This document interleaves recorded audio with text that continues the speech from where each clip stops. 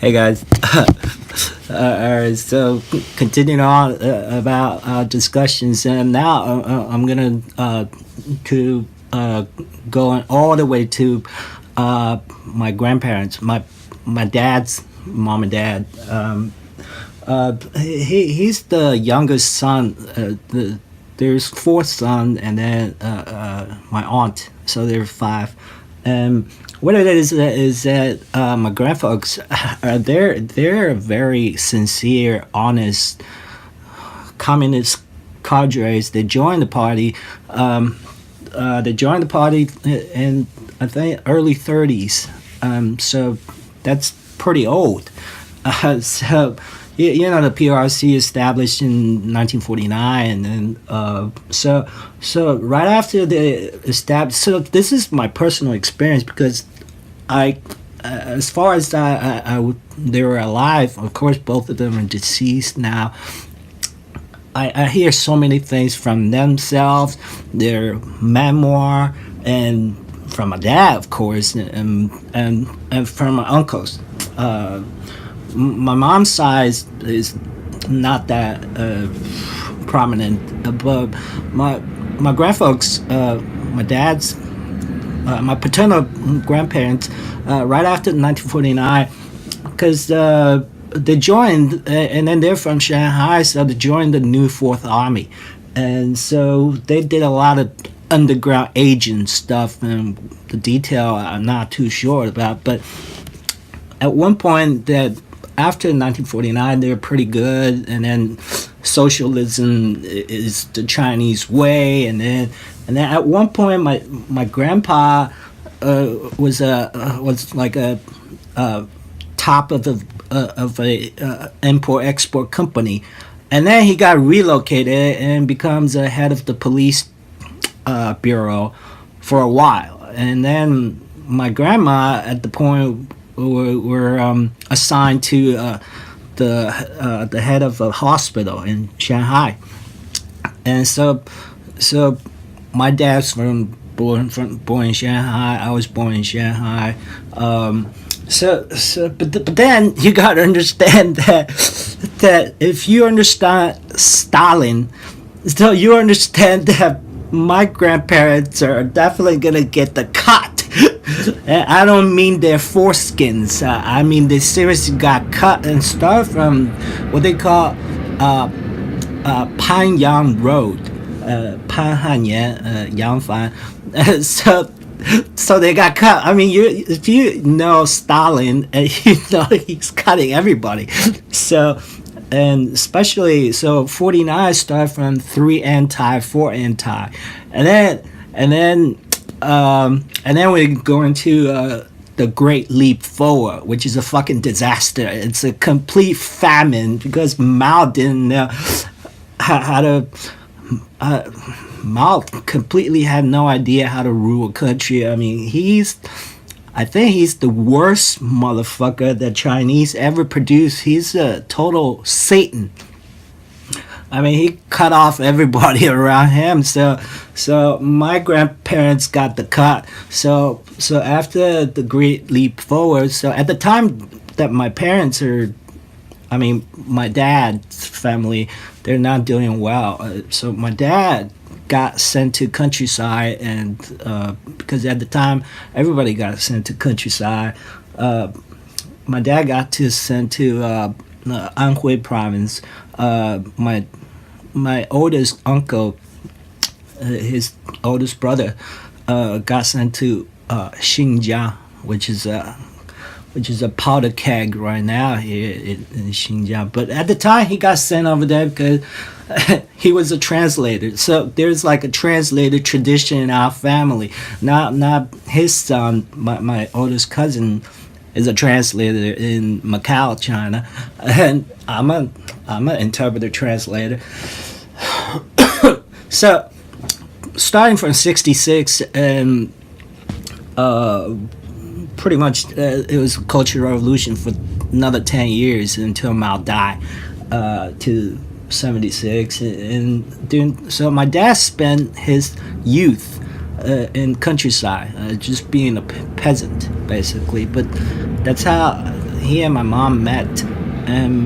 But later on, there was a chance for him to attend an art normal college, which is to become art teachers.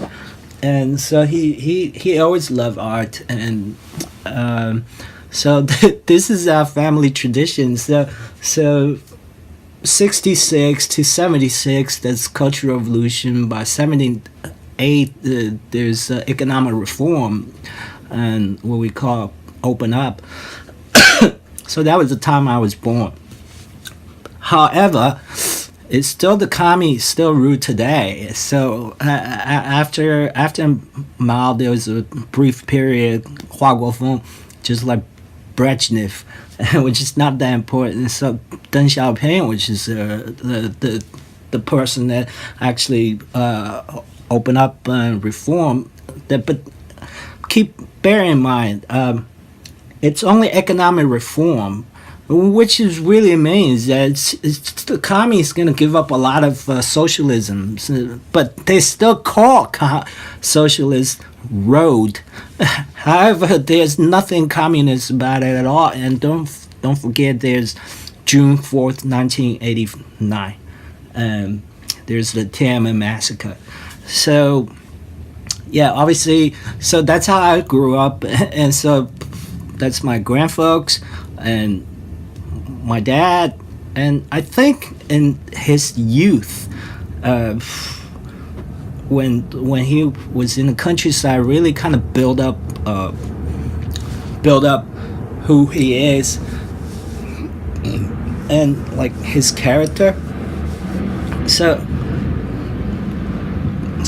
in a way that he's kind of a rebel himself, and because I asked him, because at the time most people are brainwashed.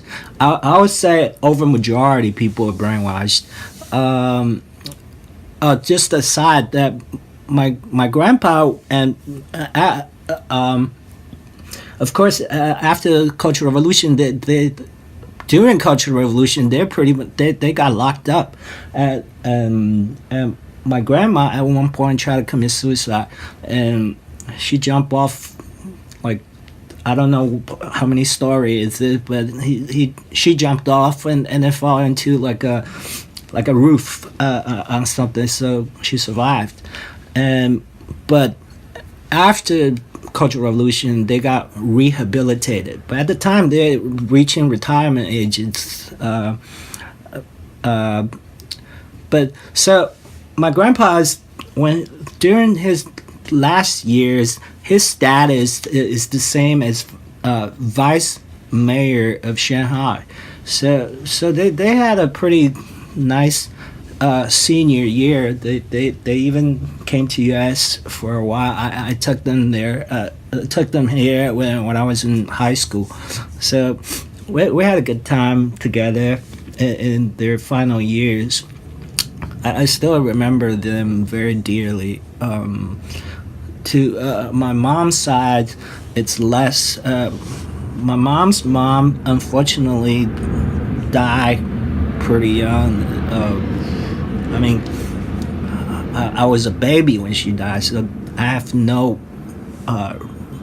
memory of her at all. I was a baby, and then yeah, I think she got a stroke, and because on my mom's side they're kind of poor, so in communist China everybody's poor, but it depends on how poor you are, and then probably they didn't eat well, and she was selling blood and things. My mom's side has a lot of uncle and aunts too. That's another story. So what I'm saying is that the commies still rule in China. I mean, after Mao, it's Hua Guofeng. After that, it's Deng Xiaoping. And after that is Jiang Zemin. And after that is Hu Jintao. And after that, right now, it's Xi Jinping. So I think none of these people are do-gooders, and what they did is, right now, they pretty much just want to maintain the status quo, which is the party, whatever that means, and this is causing rampant corruption among 80 million card-carrying communist cadres, and that China is a powder keg right now. Look at what happened right now in Xinjiang, the Uyghur people, or Tibet, and let alone Han Chinese ourselves.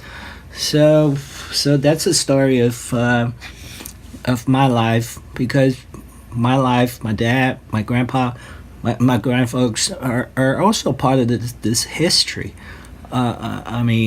So this is Chinese history. So, but there's at least 1.3 billion Chinese in this world, and then pretty much Chinese are everywhere in the world. They pretty much had gone to the moon if they could to reach Mars. So that's where it is, and I always feel like, and that's what they tell me too, that I'm a smart person, but I always commit dumb things, and I mean, there's like, I couldn't even remember how many times these cops or hospitals are pretty much they know me already. So I'm not going into the detail of that. So just they were saying that too. In Chinese, there's an idiom called 聪明反被聪明误, meaning that if you're intelligent, you're smart, and probably this will cause you a lot of troubles.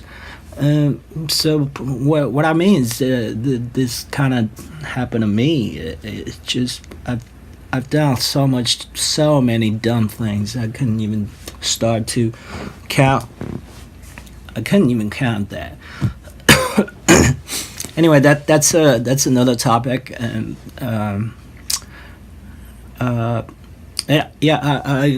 I continue a topic another day.